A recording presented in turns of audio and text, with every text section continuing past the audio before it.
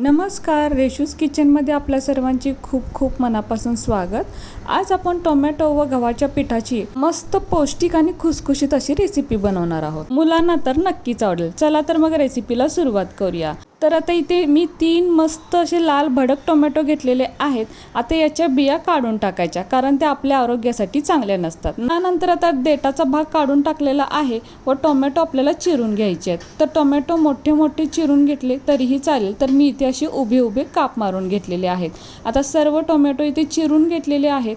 आता यानंतर इथे एक मिक्सरचं भांडं घ्यायचं व यामध्ये आता आपण हे कट केलेले टोमॅटो टाकायचे। तर मिक्सरलाच बारीक करायचे होते, म्हणूनच टोमॅटो मोठे मोठे चिरून घेतले होते। आता यानंतर यावरती झाकण ठेवून हे मिक्सरला बारीक फिरवून घ्यायचं। तर इथे एकदम बारीक अशी टोमॅटोची पेस्ट करून घेतलेली आहे। आता यानंतर एक भांडं घ्यायचं व यामध्ये आपण ही टोमॅटोची पेस्ट काढून घेऊयात। आता यामध्ये छोटा पाव चमचा हळद, छोटा अर्धा चमचा हिंग, अर्धा चमचा लाल तिखट व चवीनुसार म्हणजे छोटा अर्धा चमचा मीठ घालायचं।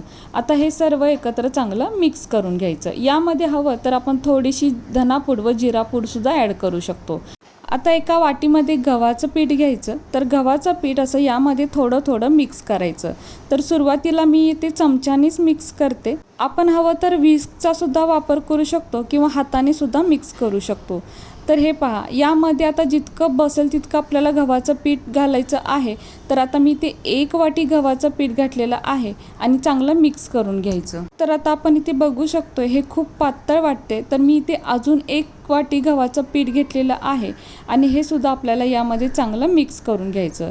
आता हे थोडंसं घट्ट झालं की आपल्याला हाताने मळून घ्यायचं आहे। तर हे पहा, आता मी याला चांगलं हाताने मळून घेते। तर इथे मला हे अजून पातळ म्हणजे सैल वाटते, तर मी ते अजून 1 वाटी गव्हाचं पीठ घेतलेलं आहे। तर हे आपल्याला चांगलं घट्ट पीठ मळून घ्यायचं आहे। जसं आपण पुरीसाठी मळतो तसं किंवा त्यापेक्षा सुद्धा घट्ट मळलं तरीही चालेल। तर इथे बघू शकताय मी चांगलं हे घट्ट असं पीठ मळून घेतलेलं आहे आणि 3 टोमॅटोसाठी मला इथे जवळपास 3.5 ते 4 वाटी गव्हाचं पीठ लागलेलं आहे। कारण टोमॅटो सुद्धा इथे छान रसाळ असे होते। असेच टोमॅटो आपल्याला वापरायचे आहेत, म्हणजे यामध्ये पाणी घालण्याची अजिबात गरज नाही। आता हे पीठ आपण बाजूला ठेवून देऊया। त्यानंतर एका वाटीमध्ये छोटा अर्धा चमचा हिंग, 1 चमचा लाल तिखट, छोटा अर्धा चमचा मीठ, 1 चमचा धनेपूड, अर्धा चमचा जिरेपूड, 1 चमचा चाट मसाला व अर्धा चमचा आमचूर पावडर घ्यायची। आता हे सर्व साहित्य एकत्र चांगलं मिक्स करून घ्यायचं, म्हणजे आपला हा इथे मसाला तयार झाला।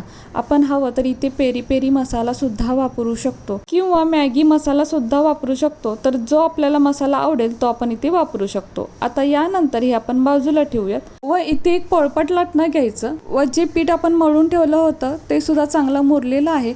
आता यामधलं थोडंसं पीठ घ्यायचं। तर चपाती बनवण्यासाठी जितका आपण गोळा वापरतो तितकाच मी गोळा बनवलेला आहे। यानंतर कोरड्या गव्हाच्या पिठामध्ये बुडवून घ्यायचा आणि हे चपातीसारखं लाटून घ्यायचं, म्हणजे आपल्याला याची घडी घालायची नाही, अगदी प्लेनच लाटायचं आहे आणि चपातीपेक्षा सुद्धा पातळ लाटायचं, म्हणजे छान खुसखुशीत आणि कुरकुरीत असं बनतं। तर इथे बघू शकताय मी हे लाटून घेत आहे आणि मी इतकी मोठी याची चपाती लाटून घेतलेली आहे आणि हे पहा, चपातीपेक्षा सुद्धा मी पातळ बनवलेलं आहे। आता यानंतर सुरीने किंवा उलाटण्याने याच्या कडा कापून घ्यायच्या। तर मी इथे पिझ्झा कटर वापरत आहे आणि याला असा चौकोनी शेप द्यायचा। आता या साईडच्या कडा काढूयात व यानंतर काटे चमच्याने याला थोडंसं असं प्रेस करायचं। तर हे पहा, यामुळे काय होतं, यावरती छान डिझाईनसुद्धा येते आणि तळताना अगदी व्यवस्थित तळलं जातं। आता यानंतर काय करायचं, पुन्हा हे असं कट करून घ्यायचं। तर खूप छोटं किंवा खूप मोठं सुद्धा बनवायचं नाही, मी इथे 4 भाग करून घेतलेले आहेत। आता या पट्ट्या एकावर एक ठेवून असा बंच बनवून घ्यायचा व यानंतर पुन्हा हे आपल्याला कट करून घ्यायचं आहे। तर असं त्रिकोणी शेपमध्ये कट करून घ्यायचं। तर हे सुद्धा खूप मोठे नाहीत आणि खूप छोटे नाही, असे मीडियम साईजमध्ये हे त्रिकोण करायचे आहेत। तर हे पहा, हे आपण उलाटण्याने किंवा सुरीने सुद्धा करू शकतो। मी इथे पिझ्झा कटर वापरलेला आहे व त्यानंतर हे सेपरेट करून घ्यायचं, एकमेकांना ते अजिबात चिटकत नाही. आणि बघू शकताय काय मस्त असा शेप आलेला आहे. आता आपल्या लक्षात आलंच असेल की आपण इथे काय बनवत आहोत, तर आपण इथे नाचोस बनवत आहोत. तर बघू शकताय मी इथे एका गोळ्याची इतके नाचोस बनवून घेतलेले आहेत. आता हवं तर हे आपण लगेचच तळून घेऊ शकतो, नाहीतर सर्व पिठाचे नाचोस बनवून झाल्यानंतर सुद्धा तळू शकतो. तर मी इथे अजून एका गोळ्याचे नाचोस बनवून घेते, तोपर्यंत हे मी एका ताटामध्ये ठेवून देते. तर मी इथे अजून थोडे नाचोस बनवून घेतलेले आहेत. आता यानंतर मी इकडे कढईमध्ये तेलसुद्धा तापत ठेवलेलं होतं. तर तेल आता तापलेलं आहे का, तर त्यासाठी एक नाचोस आपण सोडून पाहूया. तर हे पहा, टाकल्यानंतर बुडबुडी येऊन तो पटकन वर आला पाहिजे. अतिसुद्धा तेल जास्त तापलेलं नाही पाहिजे, नाहीतर कसं होतं ते कडक होतात आणि अगदीच तेल तापलं नसेल तर ते मऊ होतात. त्यामुळे तेल अगदी व्यवस्थितच तापलेलं हवं, म्हणजे अगदी मस्त कुरकुरीत आणि खुसखुशीत असे तयार होतात. तर बघू शकताय किती छान असं हे तयार झालेलं आहे. आता यानंतर आपण बाकीचे तळून घेऊयात. तर सुरुवातीला गॅसची फ्लेम मोठीच ठेवायची व हाताने किंवा झाऱ्याने असे नाचोस या तेलामध्ये सोडायचे. तर जेवढे तेलामध्ये म्हणजे कढईमध्ये बसतील तितके हे सोडून घ्यायचे आहेत. आणि लगेचच याला चमचा किंवा झारा लावायचा. अगदी एक 5 ते 7 सेकंदानंतर हे थोडंसं हलवून घ्यायचं व थोडं तळल्यानंतर गॅसची फ्लेम लो टू मीडियममध्ये ठेवायची आणि हे छान असं तळून घ्यायचं.